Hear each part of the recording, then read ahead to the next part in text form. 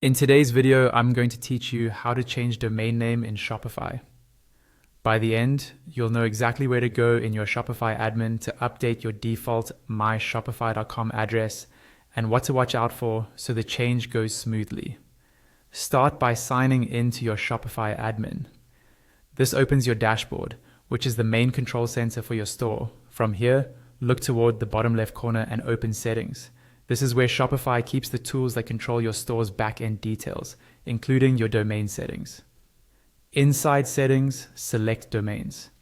The Domains page shows every web address connected to your store, including your default myshopify.com URL and any custom domains you might have added. On this page, find and choose the option to change myshopify.com domain.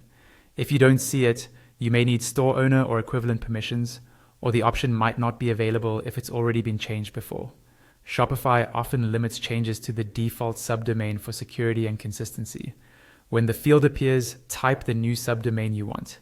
This is the part that comes before .myshopify.com. Keep it short, brand aligned, and easy to remember. Stick to letters, numbers, and hyphens, and avoid spaces or special characters. Shopify will check availability right away. If the name is taken, try a slight variation. Add a short descriptor or include a location or product keyword. Aim for something you can live with long term, as you may only be able to change this once. Once you're happy with the name and it's available, click Add Domain to confirm. You may see a brief confirmation prompt. Approve it to proceed. Shopify will process the change and update your default store address. Give it a moment. Some areas of the admin and storefront can take a little time to reflect the new URL. If anything looks stuck, refresh your browser or sign out and back in. A few helpful notes as you wrap up. This updates only your myshopify.com address. It does not purchase or connect a custom domain like yourbrand.com.